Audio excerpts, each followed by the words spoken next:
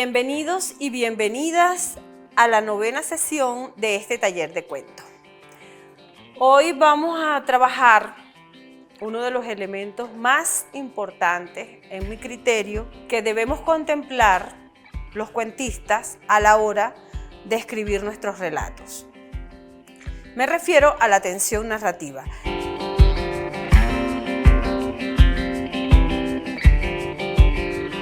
La tensión narrativa es la clave de casi todos los conflictos y las intrigas que se arman en las historias. Las historias no son los cuentos en sí mismos como género, como aparato que se ofrece en la lectura, no son situaciones armónicas o oasis. Por lo general, lo dijimos en las sesiones iniciales, un buen cuento responde al instante de conflicto, al instante climático que le ocurre a un personaje. Para lograr una buena tensión narrativa en un cuento hay que considerar muchos elementos. De eso vamos a hablar en esta 9ª sesión. Vamos a explicar la tensión narrativa refiriéndonos básicamente al género de cuento, pero en el caso más específico al cuento latinoamericano, porque hay unas diferencias evidentes, no las vamos a tratar en este taller porque no es parte de los contenidos que hemos planificado, pero hay una gran diferencia entre el cuento latinoamericano, el cuento español, el cuento inglés, el cuento norteamericano. Entonces hablaremos específicamente de cómo se comporta la tensión narrativa en el cuento latinoamericano. Uno de los elementos fundamentales del cuento latinoamericano es la tensión narrativa, que es la sensación de suspenso, incertidumbre, inquietud e intriga que se desarrolla en la historia y que se genera a un lector a lo largo de la historia. La tensión narrativa es un elemento esencial para que el cuento contribuya a mantener la atención del lector y para crear una experiencia de lectura envolvente. Esto quiere decir que atrape al lector y que no lo suelte, y que el lector pueda en una sola tenida culminar esa historia que inició. La tensión puede generarse a través de diversos recursos que vamos a estudiar. Estos recursos que generan tensión narrativa son el conflicto, la incertidumbre, el suspenso, el misterio y el terror. Hay otros más, pero estos son los que veremos. Estos recursos tienen en común que a medida que se va avanzando en el texto, la información que se aporta es gradual, es medida y es clasificada. Quiere decir que el autor del cuento tiene que ir liberando una información que vaya a redundar a los intereses del autor, de manera tal que cuando él quiera sorprender al lector y emocionarlo, ocurra efectivamente. Entonces, el conflicto es la oposición o tensión que se genera entre dos o más fuerzas dentro de la historia. El conflicto entre el héroe quiere conseguir un tesoro. El villano tiene que impedir, tiene que poner obstáculos para que el héroe consiga ese tesoro. Entonces, allí nace el conflicto. El conflicto interno se desarrolla en la mente de los personajes, mientras que el conflicto externo son estos que se desarrollan en la historia y que son los que se cuentan, que son los que se narran. La incertidumbre es la sensación de no saber qué va a suceder. Entonces, cuando un escritor, cuando un autor está planeando el desarrollo de su historia, tiene que ver si la incertidumbre, si mantener a ese lector sin información es la salida que le va a producir las emociones que requiere que ese lector sienta. Por otro lado, tenemos el suspenso. El suspenso es uno de los recursos más utilizados, no solo en la literatura, en el teatro, en las películas. Hay muchas maneras de crear suspenso a través de una música, a través de de sonidos en general, sonidos ambientales. Y los cineastas y los dramaturgos tienen como unos recursos más evidentes para hacer que ese suspenso sea posible que se palpe. Sin embargo, los escritores tenemos que lograr ese suspenso a través de las palabras. Para generar la sensación de suspenso, el lector va a quedar a la espera a ver cómo desarrollan los acontecimientos que vienen siendo narrados en la historia.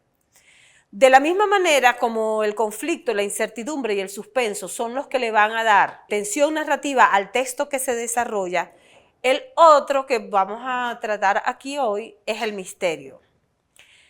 El misterio, a veces estos conceptos son muy parecidos y se confunden entre sí, pero tienen unas leves diferencias. El misterio es la sensación de no saber lo que sucedió o lo que va a suceder. Cuando hay un misterio alrededor de un personaje, de la vida de un personaje, de los acontecimientos que desarrollan ese personaje, muchas veces el texto se presenta de una manera que el lector tampoco sabe lo que ha ocurrido, tampoco sabe cuál es el destino que va a tener ese personaje. Por eso es que la tensión narrativa va haciendo que el lector se emocione, que el lector sufra con su personaje. El otro recurso es el terror. Para generar tensión narrativa a través del terror, hay que buscar la forma de causar miedo y de causar angustia, que ésta se apodere del lector. Yo siempre he pensado, a la hora de catalogar o de ver una película y clasificarla, analizarla, buscar las herramientas para ver cómo podría contarse una historia diferente a partir de esos mismos hechos. Siempre digo que en el cine como que es más fácil mostrar el terror que con las palabras, pero sí hay, por supuesto que existen, ¿verdad?, los textos narrativos que al leerlo generan terror en el lector y hacen que la tensión narrativa se exprese y logre los fines para los que fueron creados. Hay situaciones aterradoras, distintas, múltiples. Una de ellas es la aprehensión que tenemos los seres humanos ante el dolor. No es lo mismo estar presente en un lugar donde se asesinan animales o donde se procesan animales que son para el consumo, para alimentación de los humanos, a presenciar un acto de mutilación de un ser humano o de un personaje dentro de la historia. Entonces, esa sensación de dolor que nos genera la mutilación nos causa terror. Por eso es que es uno de los elementos que más se utilizan a la hora de causar terror. Si en un hecho narrativo, si en una escena narrativa aparece un arma, aparece una pistola, causa una sensación distinta a si aparece un hacha. ¿Ok? Si estás en una escena donde aparece una guillotina, sabes que hay una cabeza que va a rodar. Entonces, estas situaciones hacen que la tensión narrativa crezca y que el lector pueda sentir terror. Hay otras formas de causar terror que son creando atmósferas ominosas, amenazantes, con elementos sobrenaturales que generan en algunos lectores mucho miedo. Hay un recurso que yo nunca utilizo a la hora de escribir, nunca lo utilizo, no lo sé utilizar, es muy difícil de utilizar, que es el humor. Y hay textos, hay relatos, hay cuentos, hay novelas, donde se dan unas situaciones humorísticas que son sádicas porque son precedentes a un desenlace totalmente contrario. Entonces, a veces el humor es una de las herramientas, es uno de los elementos que permiten crear tensión narrativa en el texto antes del desarrollo de una situación de suspenso, de incertidumbre o de horror. Todas estas estrategias narrativas se fundamentan en unos modos que en el relato van apareciendo. Y estos modos que alimentan la tensión narrativa, por lo general, son respuestas a planteamientos, a preguntas y a interrogantes que se planean en el texto. Por ejemplo, ¿qué quieres saber? ¿Qué hay que saber al respecto sobre un misterio o sobre el desarrollo de un conflicto? ¿Qué es lo que aqueja a un personaje? Vamos a poner como ejemplo La Isla del Tesoro de Stevenson. Gran parte de la tensión narrativa de este texto se fundamenta en la interrogante: ¿logrará Jim Hawkins encontrar el tesoro? Cuando un lector está ante este interrogante, es difícil que abandone el texto porque tiene que llegar al punto donde se sepa si Jim Hawkins logra encontrar el tesoro. También hay interrogantes que alimentan el avance de las acciones y que responden a lo siguiente: ¿cuáles son esas preguntas que podemos plantear para generar tensión? Hay algunos ejemplos, ya lo habíamos hablado, el suspenso es uno de los elementos que utilizan los autores para responder estas interrogantes que alimentan la tensión narrativa. La definición que hace Patricia Highsmith del suspenso es la expectativa de que algo va a terminar de modo violento. Y eso es una magnífica manera de definir el suspenso. El modo más básico de crear suspenso consiste en la aparición de armas o similares. La aparición de un arma es una estrategia que ocurre cuando aparece un cuchillo, cuando aparece una pistola, cuando aparece un hacha. Son el modo extremo de plantear una situación de suspenso porque el lector sabe, como el espectador de una obra de teatro o de una película, que si apareció esa hacha, si apareció esa arma va a ser utilizada en algún momento del desarrollo de las acciones. Hay otros modos más sutiles y quizás más eficientes e interesantes a la hora de plantear el suspenso. Veamos. Cortázar, en Casa Tomada, muestra que los protagonistas se sienten acorralados por una fuerza innominada. Él va trabajando un plano menos explícito y mucho más efectivo, que va construyendo el relato de manera que el lector percibe que esos dos hermanos que habitan esa casa están siendo amenazados por una fuerza que no es concreta. ¿Cuál es la metáfora que esto representa? Bueno, no es necesaria la presencia implícita del foco que genera ese miedo, que genera ese suspenso. Nada más la amenaza es suficiente para causar y para alimentar la tensión narrativa. Es importante entender que estos elementos no funcionan jamás al margen de la historia, sino que van generando un significado y la complementan. Hay un relato de Gregor von Rensori sobre el acantilado, se llama, donde el protagonista es un escultor que vive en una casa al borde del acantilado. El oficio de este escultor es tallar vírgenes, piedades, anunciaciones, y plantea casi cada día en el manejo de su arte, no solamente se limita a replicar algo que ya ha hecho muchas veces, y ese algo, esas vírgenes, esas piedades, esas anunciaciones son perfectas. Pareciera que eso como tal, planteado de esa manera, no se ve la amenaza a lo que él desarrolla, pero ya sabemos con el título de que algo va a pasar sobre el acantilado. Un día llega una excursionista llamada Lisa y se queda a vivir con él. Leamos un fragmento de este cuento. El amor espera una obediencia incondicional. Le dije a Lisa: ¿te lanzarías por mí desde el acantilado? Ella serenamente respondió: si fuera preciso hacerlo, tal vez. Yo le dije: eso no vale. No si fuera preciso hacerlo, sino sencillamente porque yo te lo pido. ¿Lo harías?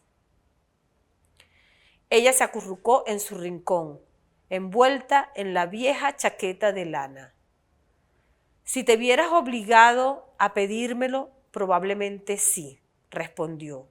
Ya no tengo miedo. ¿Ningún miedo? Ninguno. Demuéstramelo. Lisa se levantó con el propósito de salir de la casa. La seguí. Se dirigió hasta el acantilado. Pero no así, grité a sus espaldas. Eso es demasiado fácil. Tienes que cerrar los ojos y caminar de espaldas, siempre confiando en que en el momento preciso, en el último instante, yo te gritaré, detente. Pero debes contar con que eso ocurrirá solo en el último instante. Ella se dio la vuelta, dando la espalda al acantilado. Cerró los ojos y avanzó de ese modo, como una sonámbula, acercándose paso a paso al abismo. Ni yo fui capaz de soportarlo por mucho tiempo, así que grité, ¡detente!, cuando Lisa aún estaba a varios pasos del precipicio. Ella se detuvo, abrió los ojos, miró por encima del hombro, midió la distancia y se encogió de hombros en un gesto de desprecio. Luego vino hacia donde yo estaba con el mismo paso de sonámbula, con la mirada clavada en la mía. Cuando estuvo delante de mí, me escupió la cara. Al día siguiente había desaparecido y su maleta se había ido con ella. La chaqueta de lana me la dejó. Este es el cuento sobre el acantilado de Gregor von Rensori.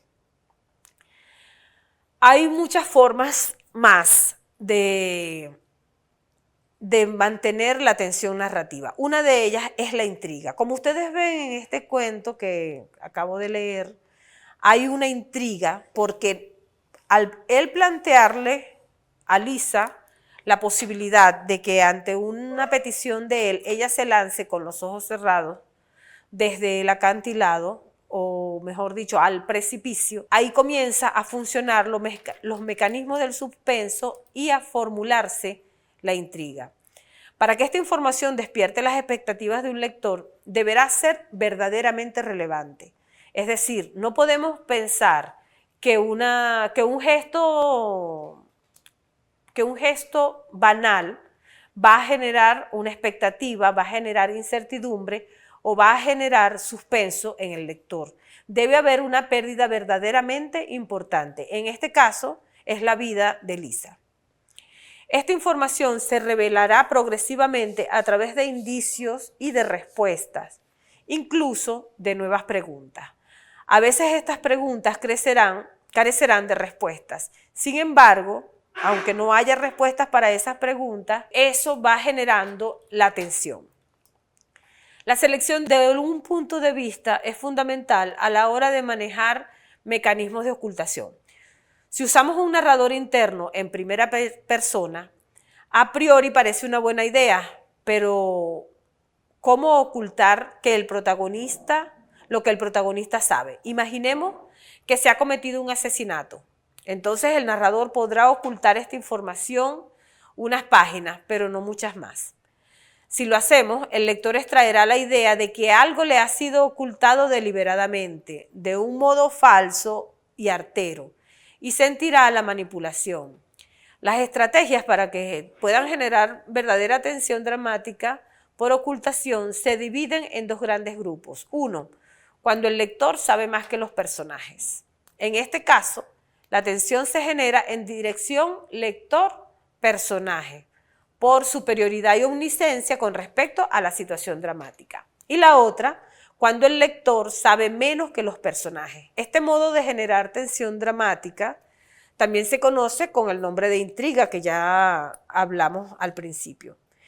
En este caso, la tensión se genera en dirección personaje-lector mediante la ocultación de la información relevante. La novela más famosa de Bioy Casares, La Invención de Morel, un náufrago llega a una isla extraña. La isla parece desierta, pero al poco tiempo empieza a ver hombres y mujeres jugando al tenis, aparentemente veraneando. El protagonista investiga quiénes pueden ser, qué hacen allí. Poco a poco vemos como unas suertes de hologramas proyectados por un ingenioso llamado Morel, usando la fuerza de las mareas. Es decir, Morel no los oculta y como los lectores van sabiendo que poco a poco, por un modo justo y dosificando la información, estratégicamente va apareciendo lo que está sucediendo. Este tipo de ocultación es la que usan de forma generalizada las novelas policíacas, las novelas policiales y las novelas de misterio. Hay un elemento, un recurso, que es el reloj narrativo. Esto es uno de los recursos más usados en el cine, pero también en la literatura y que generan mayor efecto. Esta estrategia resulta muy eficiente para generar lección porque consiste en instalar en el corazón del texto lo que llamamos un reloj narrativo, es decir, acotar temporalmente la acción. Imaginemos el ejemplo clásico de una bomba que se activa y da 10 segundos para que el desenlace lo resuelva. No solo despertará expectativas violentas, provocará miedo, sino que el lector tendrá la sensación de inmediatez en el desenlace, algo que no tiene por qué ser cierto, porque la bomba puede ser desactivada en cualquier momento. Cuanto menor sea el intervalo que activa el reloj narrativo, mayor será la tensión producida. Es decir, es más intensa la cuenta que se va sacando a través de cuando vemos dos trenes que están a punto de chocar, dos trenes que se interponen en la vía, calculando la distancia que hay entre un tren y el otro. Otro recurso es la ambigüedad narrativa. La ambigüedad narrativa engloba todos aquellos interrogantes que tienen que ver con la interpretación del texto. El lector no sabe si el protagonista, cómo va a reaccionar. ¿Por qué? Porque las acciones que desarrolla son orientadas hacia un punto distante del conflicto. Esto, entonces, genera una incertidumbre por no saber cómo va a reaccionar ese personaje. En Otra vuelta de tuerca de Henry James, hay una institutriz, hija de un pastor, que llega a la mansión de Blee para educar a sus niños. Para educar a los niños. Sobre la mansión flota un aura de perversidad, hay un misterio, hay una atmósfera que se crea allí. Los dos niños son la pura imagen de la inocencia. Los niños siempre son un recurso maravilloso para crear una atmósfera de horror que nos permita manipular al lector hasta el punto de que cuando se desarrolle el conflicto, el lector sea sorprendido. La institutriz empieza a ver los fantasmas de la señora Hessel, la antigua institutriz, y de Quint, un criado muerto en extrañas circunstancias. Conforme avanza la narración, el lector empieza a desconfiar del testimonio en primera persona de la institutriz. El lector no sabe si las apariciones son reales o si se trata de los desvaríos de una neurótica reprimida. Henry James, con su habitual prosa subordinante, nunca se decanta por ninguna de las dos versiones. Esa es una estrategia que también manipula muy bien. Cuando una parece dibujarse, la institutriz dice algo que niega a la otra. No existe información concluyente. Las pistas son contradictorias. En realidad, ambas interpretaciones son igual de factibles y ambiguas, y paradójicamente, la que le da sentido al texto. Hay que fijar una meta, un norte. El hecho de que existe una meta, en fin, despierta también expectativas. Si el reloj narrativo acota temporalmente una historia, la existencia de una meta lo hace con la trama. En La carretera, de Cormac McCarthy, un padre y su hijo transitan una autopista tras una especie de hecatombe nuclear. De algún modo, lo que impele a los personajes a seguir adelante y no rendirse es saber qué hay exactamente al final de esa carretera, cuando ésta termine y alcancen el mar. La existencia de esa metafísica, geográfica o de cualquier tipo posiciona firmemente al lector en una dirección, ayudando a fomentar sus expectativas. Veamos ahora la tensión narrativa en el cuento. Los recursos narrativos mencionados pueden utilizarse de una manera individual o combinada para generar tensión en un cuento. La elección de los recursos más adecuados dependerá de los objetivos que el autor persiga y del tipo de tensión que desea generar. En el cuento, la tensión narrativa se utiliza para explorar temas sociales y culturales. Puede utilizarse también para representar la violencia, la desigualdad o la injusticia social. También para representar los conflictos internos de los personajes, como los conflictos entre sus deseos y valores, entre sus sueños y la realidad. Hay algunos ejemplos de cuentos que utilizan la tensión narrativa con un éxito de verdad que abrumador, por lo tanto son ejemplos de cuentos que siempre trabajamos en los talleres. Y uno de ellos, seguramente que todos los participantes de este taller lo conocen porque es un texto obligatorio en nuestra educación, es El almohadón de plumas de Horacio Quiroga. Este cuento utiliza la incertidumbre y el suspenso para crear una atmósfera de terror y misterio. Otro texto es El viejo y el mar, donde se utiliza un conflicto interno de un personaje, del personaje principal, para generar tensión y emoción. La noche boca arriba, de Julio Cortázar, es un cuento que utiliza el misterio y el terror para explorar el tema de la identidad. Entonces, en estos cuentos que he mencionado, en estos relatos que he mencionado, vemos cómo el suspenso, el terror, el horror, el misterio, la incertidumbre son provocados para causar tensión narrativa. Hay un cuento que yo incorporé en esta parte de la novena sesión, porque es un cuento que me impresionó muchísimo cuando lo leí, y es un cuento escrito por la escritora argentina, joven escritora argentina, multipremiada, Samantha Schweblin. El cuento se llama Bajo Tierra. La acción de este cuento, Bajo Tierra, de Samantha Schweblin, tiene lugar en un sitio apartado. Los desaparecidos son niños, y son niños pequeños. A cualquier lector le genera mucha incertidumbre, mucho horror, mucha tensión narrativa, si el personaje que va a percibir o que puede recibir un daño, que puede ser víctima de un peligro, es un niño. Y eso es un recurso que está muy bien sabido por los escritores, que causa sensaciones de pánico y de terror en los lectores, y por eso son tan utilizados. Vamos a leer un fragmento del cuento Bajo Tierra de Samantha Schweblin.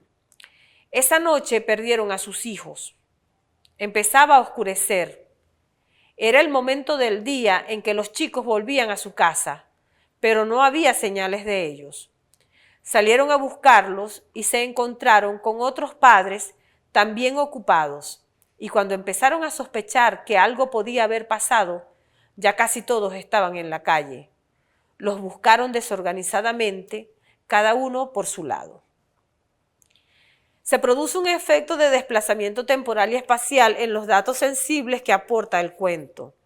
La incertidumbre, la angustia, la búsqueda, hacen que el cuento se presente al lector como una realidad de dolor por la desaparición de esos seres tan queridos. Pero qué fatalidad podía borrarlos a todos de la tierra. No hay fechas, no se conoce el lugar del secuestro, el pozo por donde piensan ellos que desaparecieron los niños también desaparece. Si no hay donde buscar, entonces el terror va creciendo.